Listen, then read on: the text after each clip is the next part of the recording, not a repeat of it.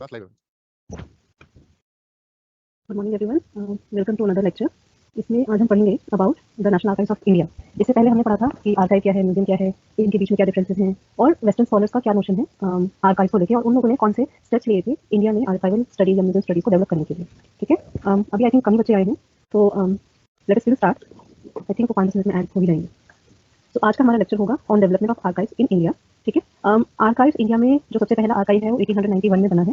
ठीक है, फिर 1911 में जो कलकत्ता में आर्काइव बना था उसको शिफ्ट करके दिल्ली में पहुंचाया गया, उसको रीनेम किया गया और नेशनल आर्काइव ऑफ इंडिया का नाम दिया गया। ठीक है, इससे पहले इस लेवल पे हम जब आएंगे थोड़ी देर बाद, जब हम सबकी बात करेंगे कि नेशनल आर्काइव कैसे डेवलप हुआ है, उससे पहले हम लोग थोड़ा बैकग्राउंड देखेंगे कि कैसे आर्काइव्स वगैरह डेवलप हुए और क्या क्या प्रोसेसेस स्टार्ट हो रहे थे। ठीक है, अभी जो हमारा पहला स्लाइड है इसमें वी टॉक अबाउट इंट्रोडक्शन। ठीक है, इंट्रोडक्शन में हम क्या बात करेंगे कि आर्काइव, जैसे हम पहले क्लास में डिस्कस कर चुके हैं कि आर्काइव एक डेरिवेटिव वर्ड है जो ग्रीक लेटर या लैटिन लेटर से लिया गया है। ये हम ऑलरेडी डिस्कस कर चुके हैं, तो इसको मैं इन डेप्थ डिटेल में दोबारा डिस्कस नहीं करूंगी, बस एक इंडिकेशन दे दूंगी। ठीक है, इसके बाद हम लोग बात करेंगे कौन कौन से स्कॉलर्स ने आर्काइव को कौन कौन से सेंस में यूज किया at different points of time. इसके बाद आर्काइव के कंपोनेंट क्या होते हैं और क्या क्या चेंजेस आए हैं एक आर्काइव जो इंस्टीट्यूशन है उसके अंदर, कि क्या क्या विद टाइम क्या क्या चेंज आए, किस टाइप के रिकॉर्ड्स उन लोगों ने अपने पास रखने शुरू किए। ठीक है, फिर कि क्या प्रिंसिपल्स हैं एक आर्काइव की, क्योंकि कोई भी इंस्टीट्यूशन होता है ना उसके अपने रूल्स एंड रेगुलेशन होते हैं, उसके अपने आइडियल होते हैं, अपनी आइडियोलॉजी होती है। तो एक आर्काइव के क्या प्रिंसिपल होते हैं, क्या रूल्स होते हैं, क्या उनकी आइडियोलॉजी है, इस वाले स्लाइड में हम उसको डिस्कस करेंगे। आप लोगों को स्लाइड का स्क्रीनशॉट लेना है, ले लो इसको, क्लास सुन लेना आराम से, उसके बाद ही स्लाइड में जो भी लिखा है उसका सेंस आपको समझ आएगा। रैंडम अगर स्लाइड को देखने लगोगे तो इसका सेंस समझ नहीं आएगा, ना इसका लिंकेज पता चलेगा कि कहाँ पे किस चीज़ के बारे में बात हो रही है। आज की क्लास थोड़ा ज़्यादा थ्योरेटिकल होगा, सो प्लीज पे अटेंशन। इसके बाद हम बात करेंगे नेशनल आर्काइव्स ऑफ इंडिया की, कि कैसे कैसे एक इंपीरियल रिकॉर्ड डिपार्टमेंट से चेंज होकर नेशनल आर्काइव बना है और इनिशियल फेजेस में क्या चीज़ें यहाँ पे होती थी, कौन से प्रोजेक्ट्स को इन्वॉल्व किया जाता था एक आर्काइव डॉक्यूमेंट के तौर पे, और उसके बाद कि कौन कौन से रिकॉर्ड प्री कॉलोनियल टाइम में यूज होते थे, प्री इंडिपेंडेंस एरा में कौन कौन से रिकॉर्ड्स को रखा जाता था इन आर्काइव्स, और पोस्ट इंडिपेंडेंस एरा में कौन कौन से रिकॉर्ड्स को रखा जा रहा है इन आर्काइव्स। ठीक है, फिर ये अलग अलग फेजेस एंड स्टेजेस हैं of development of national archives. कि पहले स्टेज में इसको खाली एडमिनिस्ट्रेटिव लॉजिक की तरह देखा जाता था, फिर बाद में थर्ड स्टेज में जब इंडियन स्कॉलर्स को लगा कि इनको प्रॉपर रिप्रेजेंटेशन नहीं मिल रहा है within the established archive that has been set up, उन्होंने अपनी प्राइवेट आर्काइव्स इंडिविजुअल कलेक्शन बनाना शुरू किया। उसके बाद फोर्थ फेज आर्काइव डेवलपमेंट में इंडिया को तब आता है जब इंडिया को इंडिपेंडेंस मिल जाती है, हमारा अपना कॉन्स्टिट्यूशन सेटअप हो जाता है। ठीक है, तो फोर्थ फेज में क्या करते हैं कि आर्काइव को इंडियन कॉन्स्टिट्यूशन का पार्ट बना देते हैं, एक सेंट्रल लिस्ट होती है 7 शेड्यूल में, उसका पार्ट बना देते हैं। ठीक है, फिर रीजनल ऑफिस सेटअप होते हैं और 5 ईयर प्लान्स में आर्काइव के लिए बजट एलोकेट किए जाते हैं और अवेयरनेस पैदा करने के लिए अलग अलग प्रोग्राम्स लॉन्च किए जाते हैं। And quite recently in 2017 which is the pre corona period, fifth stage of archival development शुरू हुआ। इसमें क्या था कि जितनी भी आर्काइव हमारे पास आर्काइवल डॉक्यूमेंट्स है, बाकी सारी चीजें हैं, दो डिजिटाइजेशन स्टार्ट हो गया था पहले से ही। जो कैटलॉगिंग है या आर्काइव का कैटलॉग बनना पहले मैनुअली जाकर उसको ढूंढना पड़ता था, इसका डिजिटाइजेशन हो गया था 2019 में स्टार्ट हो गया था, but on a grand scale इसको पोर्टल्स में डालना या इंटरनेट में डालना, वेब में डालना, ये 2017 में शुरू हुआ है। और जो हमारी न्यू एजुकेशन पॉलिसीज हैं या ये सब है, तो जो एजुकेशन पॉलिसी का पार्ट शुरू से ही heritage management and heritage education रही थी, इसको इम्पेटस या ज्यादा बड़े तौर पे अभी रिवैम्प करके लॉन्च किया जा रहा है और दोबारा से ये heritage management and heritage development की तरफ लोगों का ज्यादा ध्यान जा रहा है। ठीक है, तो ये सारी चीजें अलग अलग पॉइंट ऑफ टाइम में अलग अलग डेकेड में एग्जिस्ट करती थी, पर एक डेकेड में इन चीजों को ज्यादा इंपॉर्टेंस मिली तो दूसरे दशक में इनको कम महत्व मिला। ठीक है, तो फिफ्थ फेज में इसको ई पोर्टल, जो अभिलेख पोर्टल है, अगर आप इसको गूगल करोगे तो आपको दिखेगा, और जो मैंने लास्ट टाइम कैटलॉगिंग वाला जो स्लाइड दिखाया था वो मैंने अभिलेख पटल पे जाके ही एक्सेस किया था और वहां से मैंने आप लोगों को कैटलॉग का एग्जांपल दिया था। ठीक है, अभिलेख पटल में आपको बहुत सारे रिकॉर्ड्स मिल जाएंगे, इंस्क्रिप्शंस हैं, डायरीज हैं, बहुत सारी चीजें हैं, तो आप इसको एक्सेस कर सकते हैं। ठीक है, आई होप कि अभी बाकी स्टूडेंट्स ने भी ज्वाइन किया होगा। एक ओवरव्यू मैंने आप लोगों को दे दिया है कि हम लोग क्या पढ़ रहे हैं। इसके बाद हम लेक्चर शुरू करते हैं। Almost 10 people, I think that is more than enough for now, तो अभी हम इसको शुरू करते हैं। ठीक है, तो archive basically play a pivotal role for historians, anthropologists, sociologists, ethnologists and other social scientists or disciplines. They play important role in nation building. The records or textual relics form a narrative of a collective history of a community. इसका मतलब क्या है कि जो भी records या documents हम archives में स्टोर करते हैं या कंजर्व या प्रिजर्व करके रखते हैं, उससे एक collective history and collective memory का जनरेशन होता है, जिससे लोग अपने आप को रिलेट करते हैं और एक सेंस ऑफ नेशन बिल्डिंग या नेशनलिज्म का सेंस आता है। तो बहुत सारे डायरीज हैं, बहुत सारे लेटर्स हैं और बहुत सारे रिकॉर्ड्स हैं जिनसे हमें पता चलता है कि वुमेन का कंट्रीब्यूशन क्या था टुवर्ड्स फ्रीडम मूवमेंट या पॉलिसी मेकिंग, या फिर माइनॉरिटीज का क्या कंट्रीब्यूशन था। ठीक है, तो इस तरह की चीजें जो एक नॉर्मल पर्सपेक्टिव में या नॉर्मल डिस्कोर्स में, डायलॉग में नेग्लेक्ट कर दी जाती हैं, इन सब चीजों के बारे में, या बेसिकली जब हम हिस्ट्री वगैरह की बात करते हैं, अपने हेरिटेज की बात करते हैं, तो मोस्टली वो नॉर्थ सेंट्रिक होती है। ठीक है, तो बहुत सारे ऐसे किंग्स एंड क्वींस हैं या नवाब्स हैं या बाकी लोग हैं from southern part of India जिनका बहुत कंट्रीब्यूशन रहा था at different point of time. ठीक है, तो उनको हम तभी जान पाते हैं जब हमारे पास नेशनल आर्काइव का एक्सेस होता है या उनके रिकॉर्ड्स आर्काइव में सेव होते हैं या म्यूजियम में सेव होते हैं। अगर उनके रिकॉर्ड्स हमारे पास नहीं आएंगे तो हम उनके बारे में नहीं जान पाएंगे। ठीक है, तो इस वजह से एक सेंस ऑफ नेशन बिल्डिंग को बहुत इम्पेटस मिलता है through the preserve records in archive. ठीक है, तो archive as discussed earlier, the word is derived from Greek word arche. ठीक है, आर्के का क्या मतलब होता है? Origin and power, sovereignty. तो इन 1947 टू 1952 जो time period of sir Henry Jenkinson, तो ये क्या थे, ये डेप्यूटी रिकॉर्ड कीपर थे इंग्लैंड से, ठीक है। एंड इन्होंने जो टर्म आर्काइव है इसको सिंगुलर सेंस में यूज किया और एक सिंगल डॉक्यूमेंट को डिनोट करने के लिए इन्होंने आर्काइव का यूज किया। इन्होंने बोला कि जरूरी नहीं कि बहुत सारे पेजेस या बहुत सारे कलेक्शन ऑफ डॉक्यूमेंट्स को ही हम आर्काइव में इंक्लूड करेंगे, हम सिंगल पीस ऑफ पेपर को भी आर्काइव में इंक्लूड कर सकते हैं, और एक अगर सिंगल पेज भी है उसमें कुछ इन्फॉर्मेशन है विच इज इंपॉर्टेंट फॉर उसको भी हम आर्काइव कंसिडर करेंगे। एंड सिमिलरली रॉस्को हिल जो थे chief of the division of classification of the US official archive in Washington, तो बेसिकली इनका पोजीशन था chief of division of classification, इनको डॉक्यूमेंट्स को क्लासिफाई करने का काम दिया गया था यूएस आर्काइव जो वॉशिंगटन में है वहां पे। तो इन्होंने आर्काइव की जगह बहुत सारे अलग अलग डेरिवेटिव आर्काइव से ही डिराइव करते हुए जो शब्द हैं उनका यूज करना शुरू किया, ठीक है। तो बेसिकली उन्होंने क्या किया, आरके को लिया एंड उसमें वर्ड्स ऐड करके आर्काइव बनाया। उसके बाद उन्होंने आर्काइव से डेरिवेटिव वर्ड आर्काइव से मिलते जुलते, जैसे आर्काइवलाइज, ठीक है, या आर्कियोलॉजी, एक आर्कियोलॉजी होता है और ये आर्कियोलॉजी है, यानी कि आर्काइव का study, science of administration of archive. तो इनके डेरिवेटिव टर्म क्या थे कि इन्होंने आर्काइव को यूज किया इन सेंस ऑफ डिपॉजिटरी। उसके बाद इन्होंने जो वर्ड है आर्कियोलाइज उसको यूज किया क्या डिनोट करने के लिए, to consign record to an archive, कि अगर कोई रिकॉर्ड है, कोई डॉक्यूमेंट है, उनको आर्काइव को दिया जा रहा है, तो इसको इंग्लिश में इन्होंने कैसे बोला कि दिस पर्टिकुलर डॉक्यूमेंट इज आर्कियोलाइज्ड, ठीक है, कि इस पर्टिकुलर डॉक्यूमेंट को हमने आर्कियोलाइज कर दिया, इसको हमने अपने आर्काइव में ऐड कर दिया, ठीक। उसके बाद आर्कियोलॉजी जो वर्ड था that is the science of administration of the archive. तो ऐसा बजाय कि ये बोलना कि एडमिनिस्ट्रेशन ऑफ द आर्काइव, उनको इन्होंने कंसाइज करके आर्कियोलॉजी जैसा टर्म। तो बेसिकली अभी हम ये देखें कि इन 1950 एंड आफ्टर दैट एक पर्टिकुलर ग्रामर सेटअप हो रही है for the study of archive and for referring to the particular action that are being taken in archive, ठीक है, कि आर्काइव में अगर कोई डॉक्यूमेंट को हम ऐड कर रहे हैं उसको हम आर्कियोलाइज बोल रहे हैं। एंड इसीलिए जो लैंग्वेज है बहुत इंपॉर्टेंट रोल प्ले करती है for setting up the discourse of an action, ठीक है, कि किसी भी एक्शन को समझने के लिए, जानने के लिए, किसी इंस्टीट्यूशन को एस्टैब्लिश करने के लिए वो किस टाइप की लैंग्वेज या ग्रामर यूज करते हैं अपने लिए, उसका इंपॉर्टेंस होता है। तो यही इंपॉर्टेंस रॉस्को हिल ने जाना और उन्होंने डिफरेंट डिफरेंट टर्म्स यूज किए डिफरेंट डिफरेंट आर्काइवल एस्पेक्ट को समझने के लिए, ठीक है। इसके बाद आ जाता है हमारे पास कि what are the components of archive. Component का क्या मतलब होता है कि ऐसी क्या चीजें हैं जिससे हम एक आर्काइव अपने आप को समझती है, या क्या क्या एक आर्काइव के अंदर या अभिलेखागार के अंदर क्या क्या चीजें आती हैं, ठीक है। 3 things are necessary to qualify as an archive. कैसे क्या क्या चीजें होनी चाहिए एक आर्काइव के पास? आर्काइव के पास पहले तो रिकॉर्ड्स होने चाहिए, फिर एक फिजिकल स्ट्रक्चर या बिल्डिंग होनी चाहिए जिसमें हम रिकॉर्ड रख सकें। उसके बाद एक एडमिनिस्ट्रेटिव मशीनरी होनी चाहिए जिससे हम आर्काइव को मेंटेन कर पाएं और उसको सर्विसेज दे पाएं, ठीक है। अगर हमारे पास एक बिल्डिंग है उसके अंदर रिकॉर्ड्स हैं लेकिन हमारे पास कोई एडमिनिस्ट्रेशन नहीं है या कोई लोग नहीं है जो सरबराह कर सकें या वहाँ पे सामान को प्रॉपर्ली कलेक्ट प्रिजर्व कर सकें, तो फिर वो आर्काइव कम एक स्टोर रूम ज़्यादा हो जाएगा जहाँ पे सामान पड़ा रहता है और उसका कोई देखभाल नहीं करता है, ठीक है। So 3 things which are necessary to qualify as an archive are records, physical structure or building that houses the records, and the most important administrative machinery which is involved in maintaining and servicing them, ठीक है। इसके बाद in modern times the definition of archive, तो basically हम ये देखते हैं कि जो आर्काइव का ओल्डर डेफिनेशन था वो मॉडर्न टाइम के साथ चेंज होता गया है। पहले आर्काइव की जो डेफिनेशन थी हमने पहले क्लास में भी डिस्कस किया था, इसमें सेंटर स्पेस दिया जाता था एक फिजिकल बिल्डिंग को, ठीक है। बट जो मॉडर्न डेफिनेशन है उसमें आर्काइविस्ट यानी कि जो आर्काइव का रखरखाव करने वाला इंसान है, जो कलेक्शन बनाने वाला इंसान है, जैसे लाइब्रेरी का लाइब्रेरियन, म्यूजियम का क्यूरेटर, वैसे आर्काइव का आर्काइविस्ट, ठीक है। ये मैंने लास्ट क्लास में आपको समझाया था। तो बेसिकली जो आर्काइविस्ट है उसको सेंटर स्टेज में लाया गया in the modern definition of archive, ठीक है। In modern time definition centres are archivist rather than the archive. Thus, for an archivist, an archive is an organized body of records created or received by a government agency, institution, or organization, and preserved by an agency as evidence of its organization, function, policies, decisions, procedures, operating system, and other activities. ठीक है। तो इसके बाद हम आते हैं कि archives में क्या-क्या चीजें होती हैं। आई होप आप लोगों को ये डेफिनेशन समझ आई है। नहीं समझ आई तो मैं एक बार और रिपीट करती हूँ एंड देन मैं इसको थोड़ा एलाबोरेट करने की कोशिश करूंगी। In modern times the definition of archive centres around the archivist rather than the archive.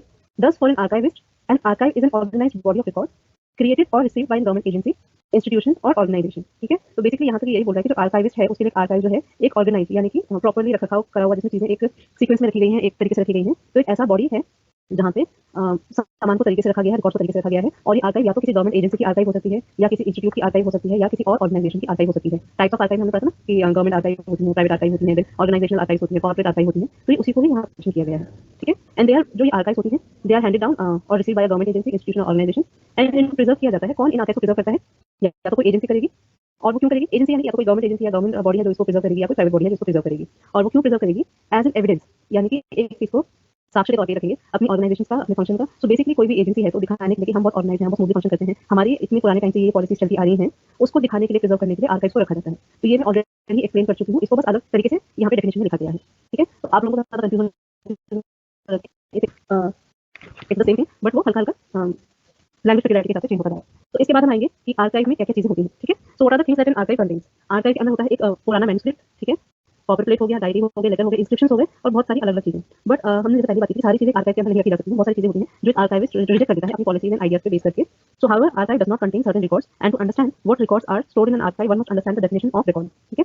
तो ये समझने के लिए कि क्या आर्काइव में रखा जा सकता है, क्या नहीं रखा जा सकता है, और ये पर्टिकुलर रिकॉर्ड हम कैसे बोल रहे हैं। तो ये रिकॉर्ड का क्या मतलब है? Record basically is something that is committed to writing in order to preserve the memory of a fact or an event of the past, ठीक है। लेकिन हम ये चीज देखेंगे जो इंपीरियल आर्काइव थी या ब्रिटिश टाइम से जितनी आर्काइव थी उसमें इंडियन टेक्स्ट जो हुआ करते थे, जैसे धर्मशास्त्र हो गए या हमारे एपिक्स हो गए या पुराण हो गए, बाकी सारे टेक्स्ट हो गए। तो उन डॉक्यूमेंट्स को बेसिकली जो मैथोलॉजिकल या रिलीजियस डॉक्यूमेंट्स जिनको कंसीडर किया जाता था, ऐसे डॉक्यूमेंट्स को आर्काइव में जगह नहीं दी जाती थी। डेफिनेटली कोई अगर ब्रिटिश ऑफिसर है जिसने इन चीज़ों को ट्रांसलेट करके रखा है या कुछ और ऐसी चीज़ है, तो उसकी एक कॉपी होगी या कुछ और, बट मेजॉरिटी में ऐसे डॉक्यूमेंट्स को डिस्कार्ड कर दिया जाता था। सो बेसिकली इनका जो डेफिनेशन ऑफ रिकॉर्ड्स है, वो यही है कि एनीथिंग व्हिच इज़ रिटन, ठीक है, in order to preserve the memory of the fact.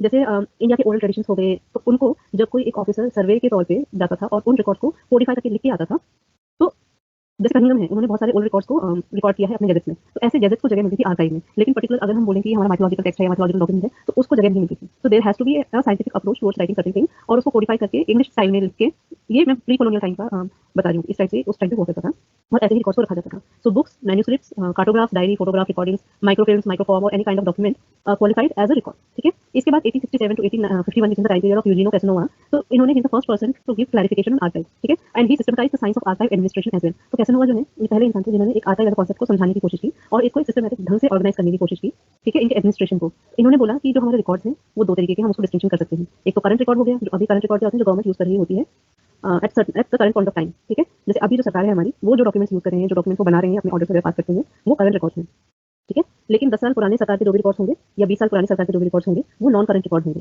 ठीक है? या फिर 1847 के, 1857 के, 1950 के जो भी रिकॉर्ड होंगे, वो नॉन करंट रिकॉर्ड होंगे। तो इस तरीके से जो यूजेनिया कैसनोवा है, इसने दो डिस्टिंक्शन दी थी on archival records, current record and non current record. तो उससे डॉक्यूमेंट्स को ऑर्गेनाइज करना for an archivist became easy, ठीक है? इसके बाद आता है हमारे पास Philip Coolidge Brooks, 1906 1977। He was an archivist at National Archives and Record Service. He was the one who introduced the concept of the life history of record, ठीक है? तो यूजेनिया कैसनोवा ने क्या किया, रिकॉर्ड्स को दो भाग में इसने विभाजित कर दिया कि करंट रिकॉर्ड कर दिया, नॉन करंट रिकॉर्ड कर दिया। एंड उसी को एक स्टेप फर्दर ले जाते हुए फिलिप कॉलेज ब्रूक्स जो है, उसने the concept of the history of record, कि जो हमारे रिकॉर्ड है, इनका भी अपना हिस्ट्री होता है और इनका अपनी लाइफ, जैसे इंसान का एक लाइफ साइकिल होता है ना, बचपन से बुढ़ापा फिर मर जाते हैं, ऐसे ही एक रिकॉर्ड जो है उसका भी लाइफ साइकिल होता है कि पहले जो हमारा रिकॉर्ड होता है वो करंट रिकॉर्ड रहेगा, उसके बाद वो सेमी करंट रिकॉर्ड बन जाता है एंड फाइनली वो आर्काइवल रिकॉर्ड स्टेज में पहुंच जाता है, ठीक है? अब ये जो तीन स्टेजेस हैं, इसको मैं समझाती हूँ कि current record, whether the document is of use in daily administrative purpose for which it was originally created, ठीक है? करंट रिकॉर्ड वो सारी चीजें होंगी, वो सारे डॉक्यूमेंट्स होंगे जो daily use and daily administrative use में आ रहे हैं, ठीक है? एंड उसी के लिए उसका सृजन हुआ है या उसको क्रिएशन हुआ है, उसको ओरिजिन हुआ है, ठीक है? अगर मैं बोलती हूँ कि फॉर एग्जाम्पल कोई फूड सिक्योरिटी बिल में ले आई और उसको बिल पास करके अब वो जो डायरेक्शंस हैं मैं अपने ऑफिसर्स को दे रही हूँ कि ये बिल है और इस तरीके से हमको फूड सिक्योरिटी लॉ को लागू करना है, तो वो जो डॉक्यूमेंट्स होंगे वो उस टाइम पे करंट रिकॉर्ड रहेंगे, ठीक है? क्योंकि वो डायरेक्शंस हैं to the officials, to the officers कि कैसे हमें इस लॉ को लागू करना है, हमें क्या-क्या स्टेप्स लेने हैं इस चीज को फॉलो करते हुए। लेकिन जो सेमी करंट स्टेज है या तो ये क्या होगी कि record either with or without an indication of how long should they be kept, they reexamination after a stipulated period and reading out of valueless material, ठीक है? These files are not active files. तो basically जो semi current stage होता है record का, ये वो record होते हैं जो करंटली गवर्नमेंट यूज नहीं कर रही होती है या they are not active records, कि ये पॉलिसी लागू हो चुकी है, ये एक्शंस लिए जा चुके हैं, इस चीज को 5 से 10 साल हो गए हैं और ये हमने काम करके खत्म कर दिया है। फॉर इंस्टेंस बहुत क्रूड एग्जांपल देती हूँ कि जैसे जो हमारी 12th स्टैंडर्ड की बुक्स होंगी अभी या 11th स्टैंडर्ड की बुक्स होंगी या उसके हमारे जो नोटबुक होंगे, तो अभी वो सेमी करंट स्टेज में है। अगर आप लोग यूपीएससी के लिए प्रिपेयर करोगे तो उनको आप दोबारा पढ़ पाओगे, अगर यूपीएससी में प्रिपेयर नहीं करोगे तो प्राइवेट जॉब लोगे या कुछ और किसी और फील्ड में जाओगे तो वो बुक्स यूज नहीं करोगे। सो वो बुक्स पर्टिकुलरली अभी एक सेमी करंट रिकॉर्ड के तौर पे रह सकती है, ठीक है? जब आप वो बुक्स पढ़ रहे थे तो करंट रिकॉर्ड थे, अभी आप उसको यूज नहीं कर रहे हो, सेमी करंट रिकॉर्ड है कि बेसिकली कितनी देर तक आप उसको यूज करोगे, कब तक आप उसको रख सकते हो, वो डिसाइडेड नहीं है और आप अपने किस लाइफ स्टेज में जा रहे हो, क्या कर रहे हो, उसके अकॉर्डिंग यू विल री examine the utility of that particular document. और जब आपको लगेगा कि इसकी यूटिलिटी खत्म हो गई है तो आप उसको वीड आउट कर दोगे। वीड करना मतलब खरपतवार निकालना बोलते हैं ना, तो वैसे ही वीडिंग का मतलब वही है कि ऐसे डॉक्यूमेंट्स को वीड आउट करके निकाल के फेंक दोगे, ठीक है? और अगर आपको लगेगा कि अरे ये डॉक्यूमेंट इंपॉर्टेंट है, हमें इसको संभाल के रखना चाहिए, तो वो डॉक्यूमेंट्स फिर आपके आर्काइवल स्टेज में पहुंच जाएंगे, ठीक है? तो करंट जो करंट रिकॉर्ड हम यूज कर रहे हैं, जो डे टू डे एडमिनिस्ट्रेशन के लिए यूज हो रहा है, those are the current record. Semi current record which are not being used and there is no indication on how long they should be kept, and you will definitely re-examine the usages and the stipulated period of time, and after that if you find that these things are valueless, then you will read them out. And if you keep those records, or if the government body or any body which has the archive think that these records should be kept and should be utilized for further knowledge generation, then those records will be kept in archival stage. So basically जो semi current files होती हैं, they become non active, they are no more of ephemeral यानी कि long lasting use के लिए, ephemeral interest के लिए, administration के लिए वो यूज नहीं हो रहा है, and they can be transferred to central archives for indefinite retention, ठीक है?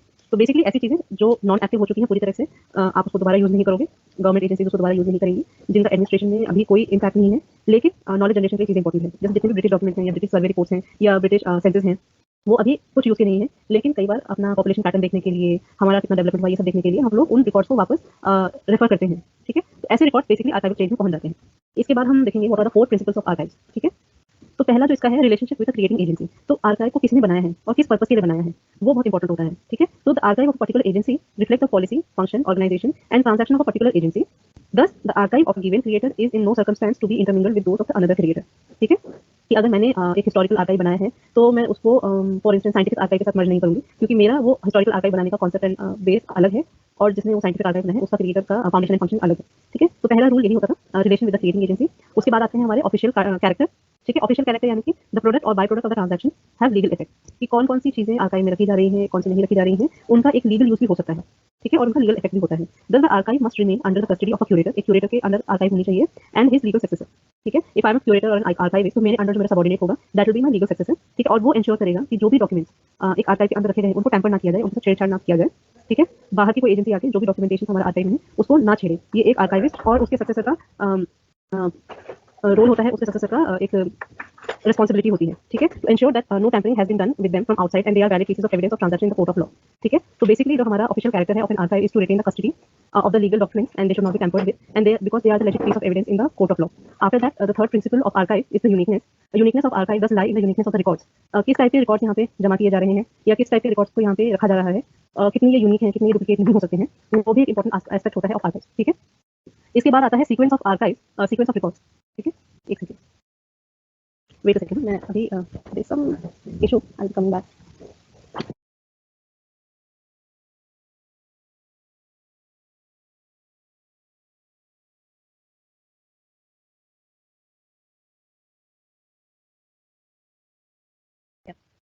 Sorry for the disturbance.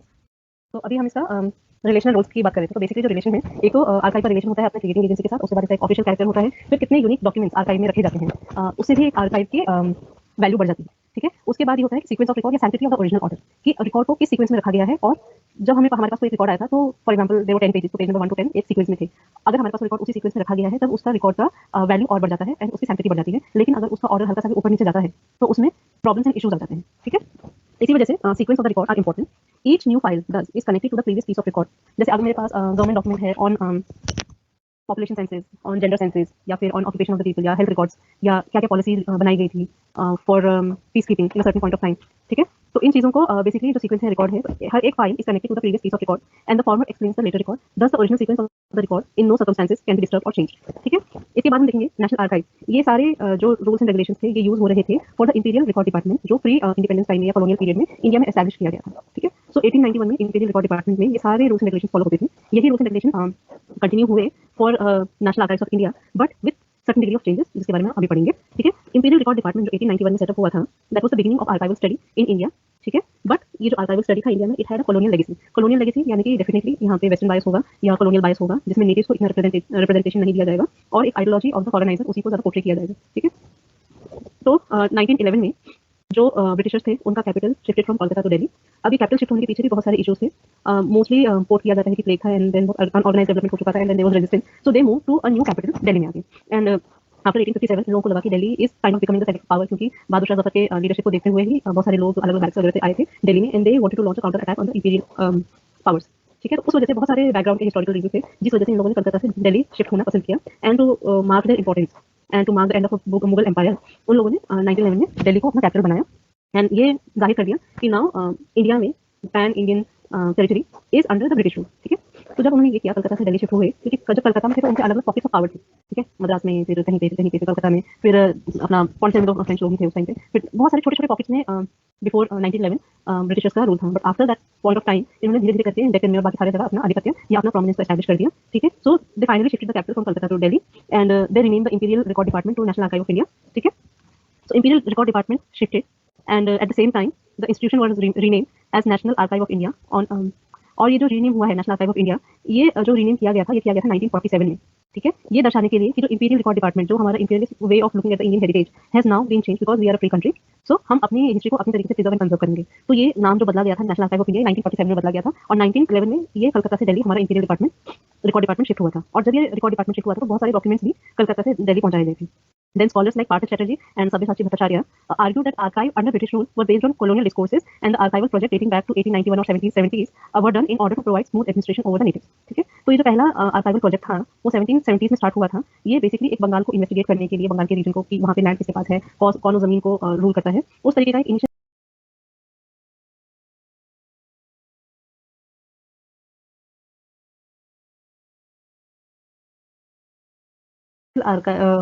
Project था जो ब्रिटिशर्स ने लॉन्च किया था।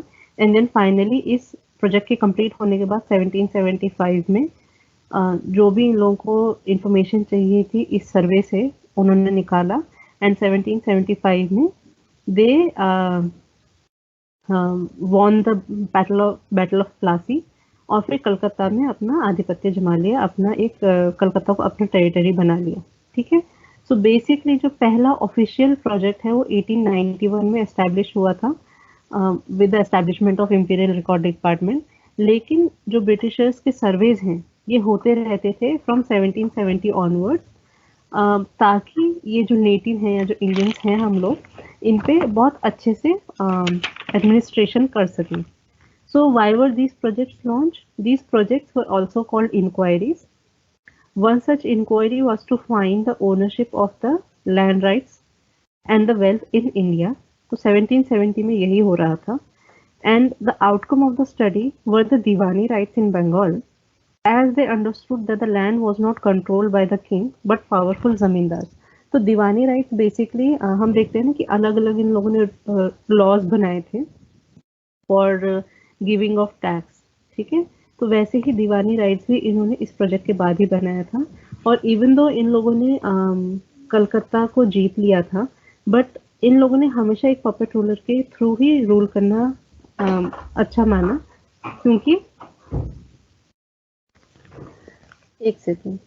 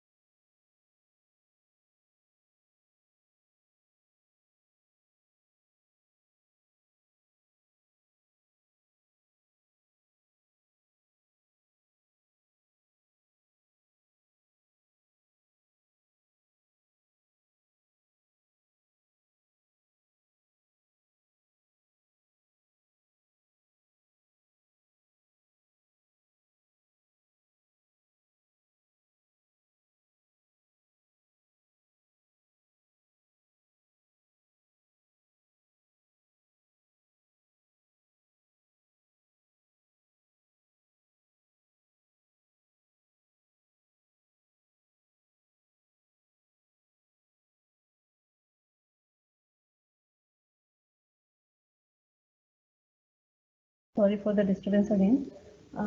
I think there are some network issues or something. तो हम कहाँ थे? हाँ, नेशनल आर्काइव, ठीक है।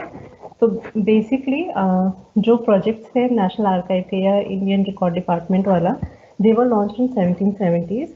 उसका पहला एग्जांपल है, इनको इंक्वायरीज बोल के 1770 या 1891 में they were called finding projects और इंक्वायरीज, और इनको तब लॉन्च किया जाता था in order to understand the basic setup of the land. And ऐसा ही एक इंक्वायरी था जिसका आउटकम दीवानी राइट्स बना। और even though the Britishers were ruling were the rulers of Calcutta after 1775, they never became the rulers as such per se. तो उन लोगों ने दूसरा नवाब को कलकत्ता का हेड बनाया और इनडायरेक्टली थ्रू पपेट रूलर्स उन्होंने वहाँ पे रूल करना शुरू किया, ठीक है। क्योंकि उनको डायरेक्ट एक्सेशन उस टाइम पे नहीं चाहिए था। They launch more projects, read more about Indian heritage and Indian way of ruling themself. Proper यहाँ पे प्रॉपर तरीके से फिर इंडिया में राज करना शुरू किया, ठीक है। तो ये बेसिक कि नेशनल आर्काइव कब बना, कैसे बना। तो national archive basically imperial record department था जो पहले कलकत्ता में था, वहाँ से दिल्ली शिफ्ट हुआ। And in 1947 it was renamed as national archive of India. इसमें अलग अलग तरीके के रिसर्च प्रोजेक्ट्स या जो इंक्वायरीज हैं या बाकी सारे प्रोजेक्ट्स हैं उनके मटेरियल को रिकॉर्ड किया जाता था। तो बेसिकली अब हम आ रहे हैं कि इंपीरियल रिकॉर्ड डिपार्टमेंट में किस टाइप के रिकॉर्ड्स को रखा जाता था, ठीक है। तो पहले होता था फाइंडिंग्स ऑफ एनी प्रोजेक्ट, उसको भी जैसे अभी इंक्वायरी था ना 1770 वाला, उस टाइप के प्रोजेक्ट्स को यहाँ पे रखा जाता था, ठीक है। So the finding of these projects from different districts were collected in imperial record department. अलग अलग डिस्ट्रिक्ट में क्या क्या फाइंडिंग, क्या क्या इंक्वायरी हो रही है, उनके रिकॉर्ड्स को यहाँ पे संभाल के रखा जाता था। सिविलाइजेशन मिशन प्रोजेक्ट, ठीक है। तो एक वो कॉन्सेप्ट है ना ऑफ वाइट मैन्स बर्डन, जहाँ पे उनको लगता है they are the civilize people and Indians for barbaric, तो उन लोगों को इन्हें सिविलाइज करना चाहिए। तो ऐसे बहुत सारे सिविलाइजेशन मिशन प्रोजेक्ट्स उन लोगों ने लॉन्च किए थे, ठीक है। तो इसमें क्या होता था, they recorded and codified the memory of people's culture and traditions in the form of written records. And started to store them in the archive. ठीक है, जैसे मैंने पहले ही बोला था कि लोगों का कल्चर और उनके ट्रेडिशंस उनको इन लोगों ने सेव किया, रिकॉर्ड किया, रिटन फॉर्मेट में डाला, कोडिफाई किया, अपने हिसाब से उसको इंटरप्रेट किया और उन रिटन रिकॉर्ड्स को जैसे अलेक्जेंडर कनिंघम ने बहुत सारे ओरल ट्रेडिशंस को गैजेट्स में रिकॉर्ड किया और उनको डाला। तो ऐसे ही रिकॉर्ड्स को सिविलाइजेशन मिशन प्रोजेक्ट के तौर पे ये लोग आर्काइव्स में या इंपीरियल रिकॉर्ड डिपार्टमेंट में सेव करके रखते थे। उसके बाद आते थे हमारे थर्ड रिकॉर्ड जो है ट्रैवल रिपोर्ट या सर्वे जो है। तो बेसिकली लास्ट क्लास में हमने पढ़ा था कि बहुत सारे एक्सप्लोरेशन एंड एक्सकवेशन प्रोजेक्ट्स चल रहे थे। Harappa was a part of that kind of a project. Travel reports होती थी, कालसी जैसी साइट है या बोधगया जैसी साइट है, ये बाकी सारी साइट्स हैं। तो जब यहाँ पे ब्रिटिश सर्वेयर्स जाते थे, अपना ट्रैवल रिपोर्ट बनाते थे या सर्वे रिपोर्ट बनाते थे, तो ऐसी बहुत सारी छोटी बड़ी साइट्स को ये लोग रिकॉर्ड करके रखते थे। जैसे चार्ल्स मेसन ने 1826 में सबसे पहले हड़प्पा को मेंशन करते हुए लिखा था। तो ऐसे सारे रिपोर्ट्स को एंड सर्वेस के कलेक्टेड मटेरियल को भी आर्काइव्स में रखा जाता था। ठीक है, एंड देन फोर्थ है हमारा सर्वेलेंस रिकॉर्ड्स। ठीक है, तो द ट्रैवल, पहले थर्ड पॉइंट पे आते हैं travel reports and survey. Travel reports and the survey were collected. For example 1765 में जेम्स रेनल हैं, इन्होंने सर्वे किया था to find the highest peak of Himalaya. ठीक है, तो similarly work of other surveyors like William Lambert, Colin Mackenzie, Alexander Cunningham, they were all preserved in the archives. ठीक है, तो बेसिकली या तो साइट सर्वे या तो इनका कोई एक डेवलपमेंटल प्रोजेक्ट होता है, या जैसे 1765 में finding the highest peak of Himalaya, ऐसे वाली चीज़ें। तो ये जो हाईएस्ट पीक ऑफ हिमालय है, तो इसमें इन लोगों ने एक इमेजिनरी लाइन एंड वो पूरा कॉन्सेप्ट पाइथागोरियन लॉजिक लगा के उसका हाइट निकाला एंड अपना जो भी फाइंडिंग्स था उसको कलेक्ट करके रखा है इन आर्काइव डिपार्टमेंट। ठीक है, सो फोर्थ है हमारे सर्वेलेंस रिकॉर्ड्स। सर्वेलेंस रिकॉर्ड्स क्या होते थे, क्योंकि ब्रिटिशर्स को नॉर्मल पब्लिक से भी एक तरीके का क्या बोलते हैं अपोजिशन फेस करना पड़ता था, वैसे ही जो ठग एंड डेकॉइट हैं, क्योंकि जो ब्रिटिशर्स थे इन्होंने एक बहुत तरीके का लाइवलीहुड लोगों से ले लिया था। ठीक है, जो नोमैड्स थे, बहुत सारे इन लोगों ने रूल्स एंड रेगुलेशंस बनाए थे जिससे जो नोमैडिक पॉपुलेशन है, जो बंजारा कम्युनिटी है, उनका रहना, उनकी ट्रेड, उनका लाइवलीहुड सब छीन लिया गया था। तो ऐसे जो लोग थे जिनका खाने पीने का जरिया उनसे छीन लिया गया था, दे टुक अप द ठगी और डेकॉइटी प्रोफेशंस। तो वो जाके लोगों को हरास करके या ब्रिटिशर्स के कारवां को हमला करके सामान चुरा लेते थे। तो उस टाइम पे सर्विलेंस डिपार्टमेंट एक आया था, ठगी एंड डेकॉइट डिपार्टमेंट को लॉन्च किया गया था 1835 में। ठीक है, तो उसके जितने रिकॉर्ड हुआ करते थे उनको भी सर्विलेंस रिकॉर्ड के नाम से जान के आर्काइव्स में स्टोर किया जाता था। ठीक है, surveillance records were also stored. Thuggee and dacoity department created in 1835 and the gathered information on the price. So ये जो ठगी एंड डेकॉइटी डिपार्टमेंट था, इनका बेसिक काम ये था कि ये तो डेकॉइट्स को रोकें, प्लस और ये था इनका कि इंफॉर्मेशन इकट्ठी करें।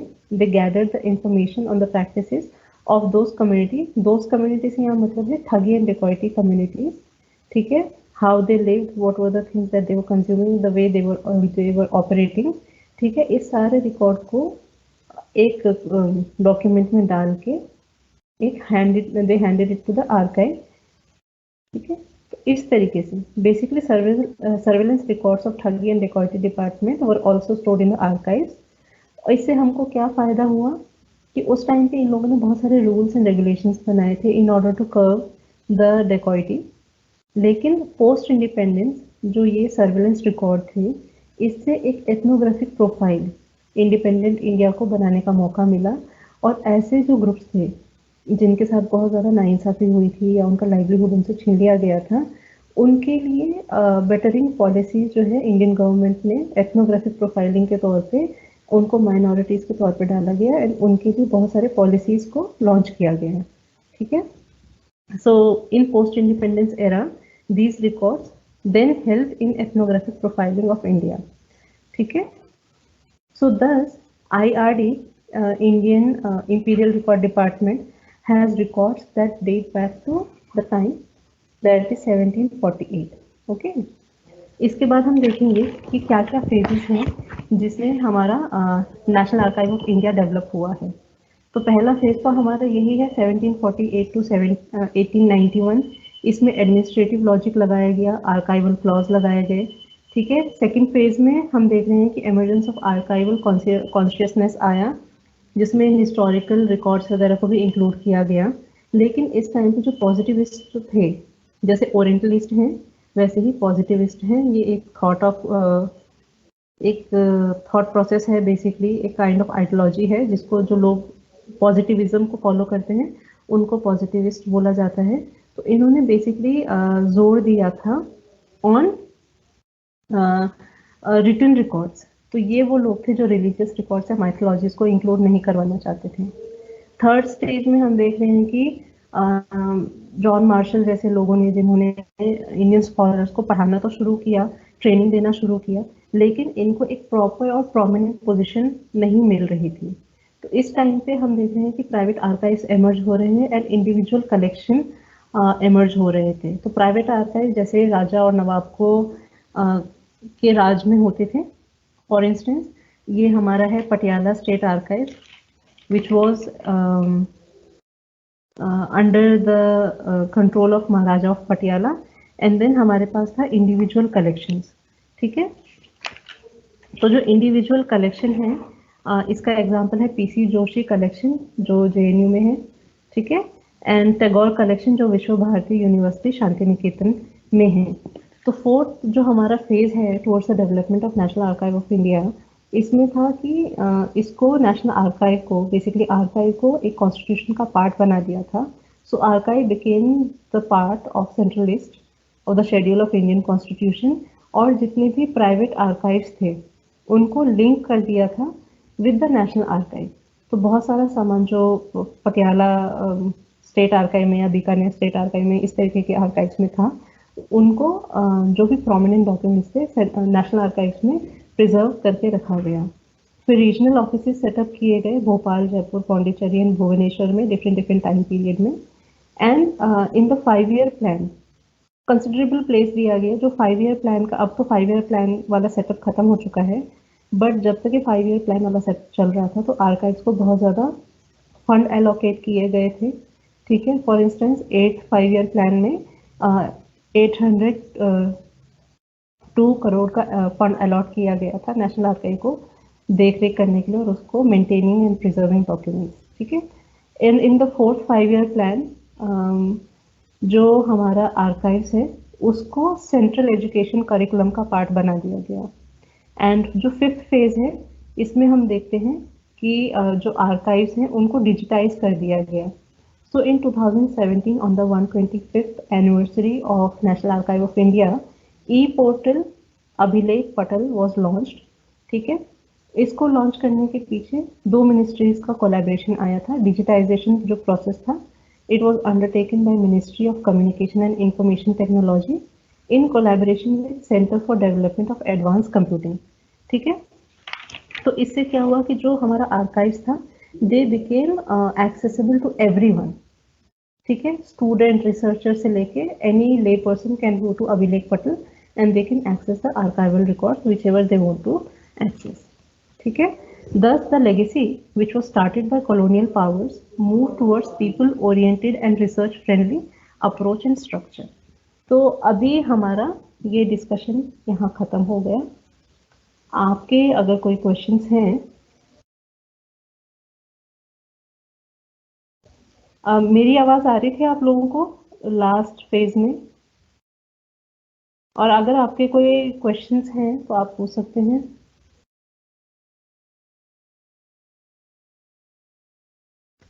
मुझे लगता है कि अगर ईशा पूछ रही है कि कौन से मीडियम में होगा, अगर आपने हिंदी में अपने सब्जेक्ट्स लिए हैं तो आपका एग्ज़ाम हिंदी में होगा, और अगर आपने इंग्लिश में लिए हैं तो एग्ज़ाम इंग्लिश में होगा। तो जो मीडियम आपने चूज़ किया है आपका एग्ज़ाम उसमें होगा। और बाकी डिटेल आप एक बार एसओएल ऑफिस से भी जाके पता कर लीजिए, सो दैट आपको ज़्यादा क्लैरिटी मिल जाए। As far as I know कि जो आपका सब्जेक्ट आपने जिस लैंग्वेज में चूज़ किया है उस लैंग्वेज में आपका होता है एग्ज़ाम। तो दैट्स द ओनली थिंग। अभी आप लोगों की और कोई क्वेश्चन है जो आप पूछना चाहेंगे? ठीक है, अगर और कोई सवाल नहीं है तो ये क्लास मैं यहीं ख़त्म कर देती हूँ। ठीक है, कल हमारा लास्ट क्लास होगा जिसमें हम case study of museum, national museum of India, उसके बारे में डिस्कस करेंगे। ठीक है, thank you so much everyone, bye bye.